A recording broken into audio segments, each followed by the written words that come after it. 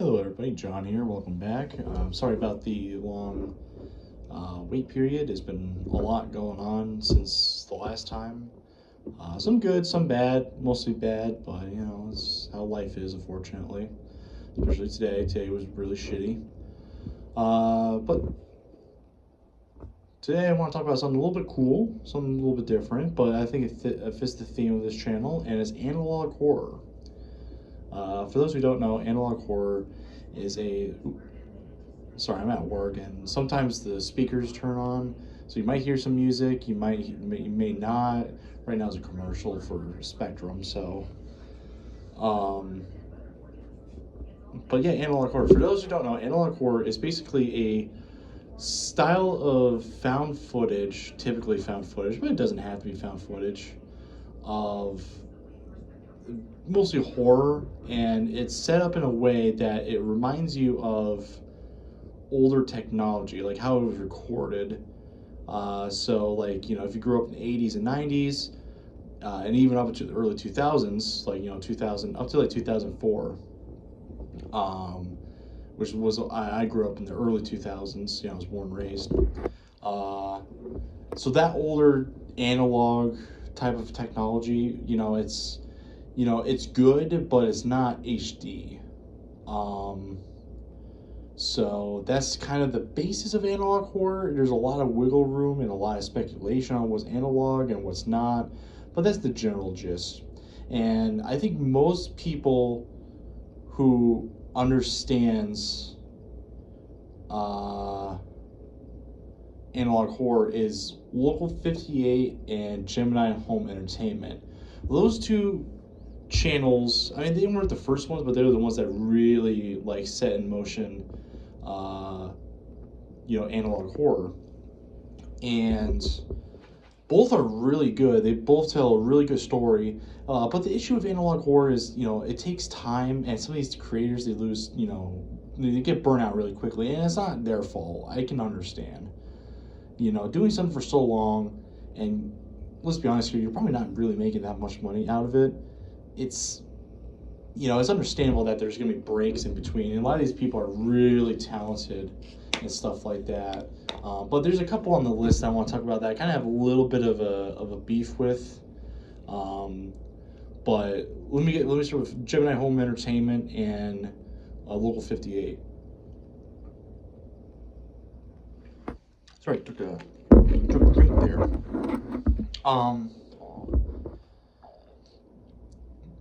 Basically, Gemini Home Entertainment and Local 58, they're a little bit similar, as in that they're basically a form of alien invasion, but in such a interesting way that it's very obscure, and you really don't know the story all that well. All these are like all these analog horrors.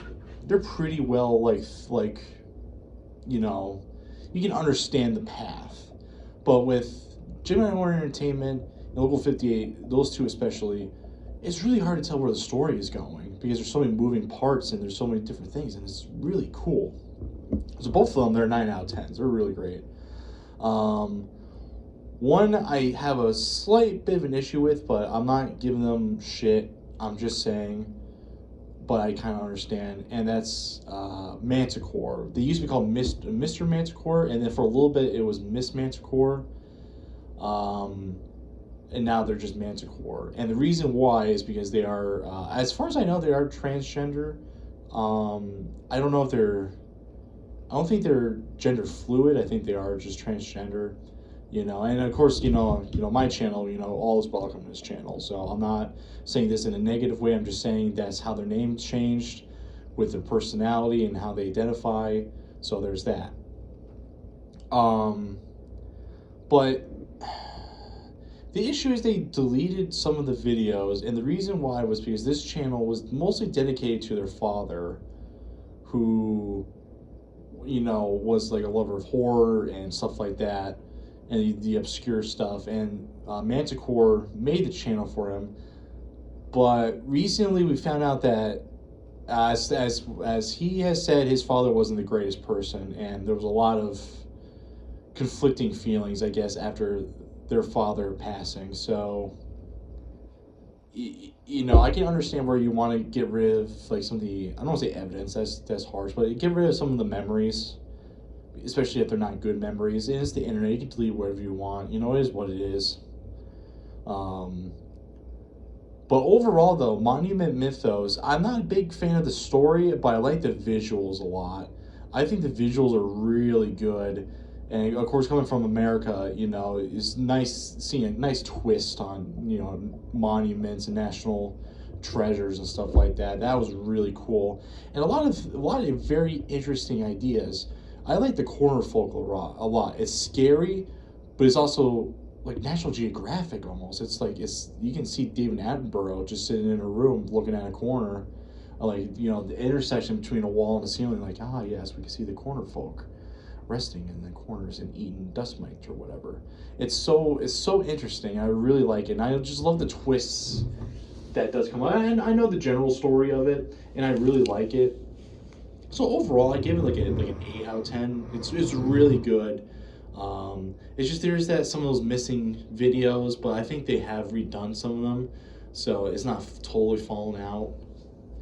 Um, Another one I have a problem with is Patorku, and the only reason why is because of the alien abduction um, analog horror they did. I think most people know them for was it Stone Cold? Either it was Stone Cold or the Smile tapes. I believe I can't remember because some of these like small like I'm just trying to remember. There's so many of them. They're like they have like so they have some similarities.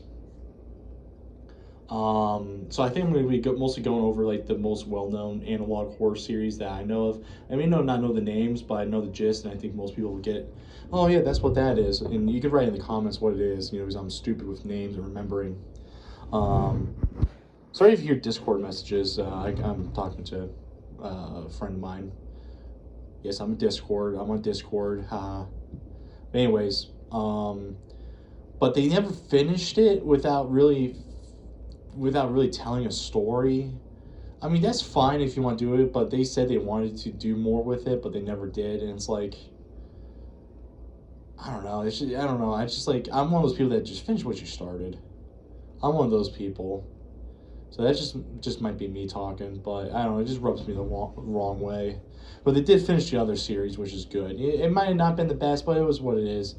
I think I give them. I think I'm just trying to remember what their series was. I don't know if it was Stone Cold or if it was something else, but it was good. I gave it as like a 7 or 8 out of 10. It was really good. Even the alien, I think the alien abduction one was probably the better than Gemini Home Entertainment because I like the realistic ET alien, like analog horrors, which there aren't many, so there is that. Um, so yeah, then I think we should talk about the next one. And I know this is like saying Voldemort's name out loud. Um, Looks around corner. Urban Spook. All right. So the heat's down. All right. So I've already made a post about Urban Spook. I have conflicting feelings. One, I think he was childish. Of course, you can have your opinions on things and stuff like that, but how he did it, it was so childish. It was so out of blue, out of character, and just so unnecessary. It doesn't add anything to the conversation. You know, like I get it, your feelings were hurt, but when you make something on the internet, and including myself, I downvote my videos all the time to keep myself kind of centered in a way. But just for him to do that, it just really set a mood with everybody. I think that's when everyone really noticed him because he made fun of Postra, which I might talk about in a little bit because I think Postra did a really good video. By the way, I'm mostly going off of EmortalMarcus.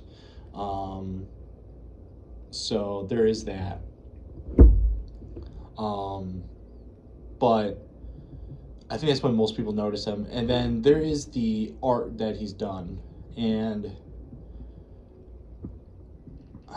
it is conflicting because I don't remember if he did use a real photo of a kid or not. I don't remember. If he did that, then that is pretty messed up, because that is like an actual kid that you're saying in your story got sexually molested and beaten to death and used, as sex toys. I'm pretty sure that's what happened to him. Also, it's really funny though, because his name's Corey Beck, and that was a jab at Spaz Kid Entertainment, which is really funny. That's Corey Beck from Oni Plays.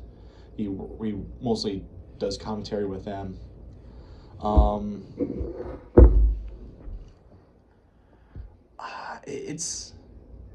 It is hard to gauge how far you can go with the story depending on where you are, whether you're whatever entertainment segment you're in. And I think with the internet, that's like a hit or miss. I think a lot of times it's a miss. Very rarely is it a hit. And I think with Urban Spook, it is one of those rare 50-50s though, because it does impact a lot, but at the same time too, it doesn't really add much to the story. Sure, it's like brutal and it's really fucked up, but is it like, you have to go as detailed as you can? I mean, artist's decision. That's up to the artist. You know me, I listen to metal. There's a lot of fucked up stuff with metal, a lot of behind the scenes, a lot of on the scene. Literally, album covers are controversial sometimes. Some, just a lot of things. So, I think the story is not bad. It's simple. I think the imagery is fucking creepy as hell. And the story gives me creeps. So on the creep factor, it's like a 7 or 8 out of 10. Story is like a 6. It's not the best. So overall, it's like a 7 out of 10. I would say, give or take. It's good. It could be better, but that's a lot of things in life. So next we'll go on to his arch rival, Pastra. He made that Halloween, I forgot what it's called. I'm bad with names, but he made a horror one, a Halloween horror, and it was really good. I liked it. I was creeped out. I liked the colors. I liked the designs. I liked the atmosphere. I really liked it. So I'm going to speed through this, by the way. I'm going to just kind of ramble on really quickly because I'm running out of space. So anyways, Pastra's story, give it like an 8 out of 10. Halloween certified is pretty good. Next is the Walton Files. This is a big one. This is a monster. If you want to talk about FNAF being pussy, then this flips it on his head. We're talking about kids getting murdered, kids getting fucking just brutalized. We're talking about people getting brutalized. We're talking about jump scares like crazy, creepy imagery, creepy voices. Oh my God, it's so good. It's such a fresh breath of air when it comes to FNAF-like animations and stuff like that. And I get it, FNAF set that standard, and I get it. You gotta make what you make. But man, it's the Walton Files so good. I give it like a 9 out of 10, honestly. I think the only thing that like holds it back is just the uploads, or the lack of, is really hard. The next one is, I forgot the name of it. It's like the Dogmen. It's based on those commercials with like the dogs that pretend to be human, stuff like that. I think that's really creepy with the story behind it. So I gave it like an 8 out of 10. It's really good, and they upload rather consistently. Angel Hair. Not a big fan of the religious aspect. I'm not a religious person per se. And it's not really creepy. It's more of a story. It's story driven, and the story's not really that creepy. So, story wise, I give it like an 8 out of 10. You're interested. But overall creep factor is like a 5, maybe a 4. You're not really scared. What's another one? There's so many of them. If you look up and go to EmortalMarcus's channel. I kid you not, go to his channel from like 3 years ago and just binge watch everything. The King, I forgot, the King himself, Vintage 8, holy shit. If you want to talk about the MCU, this has nothing compared to Vintage 8's universe. We're talking about supercomputers fighting against reptilians, fighting against aliens, fighting against some sort of like virus going on. and there's so many other moving parts into vampires possibly. It's insane how many moving parts there are and how interconnected Vintage 8 is. It's so good. It's honestly a 10 out of 10. Sure, the low budget, it kind of hurts it here and there, but I think that adds to the analog and just the overall charm of it. The grassroots feeling of going back to making, just homegrown horror videos with the analog twist. So it's just a 10 out of 10. All the dinosaur ones, all the dinosaur and prehistoric analogs, whether they're based on Jurassic Park or Lost World, some other project like video games. There's that one where they're coming from sinkholes. They're just all so good. Dinosaur horror is so good and it's not utilized. And I think most of the analog horror, when it comes to dinosaurs, nails it on the head. I think a general 9 out of 10. I don't think they have the brutality, but the creepiness on some of them, pretty good.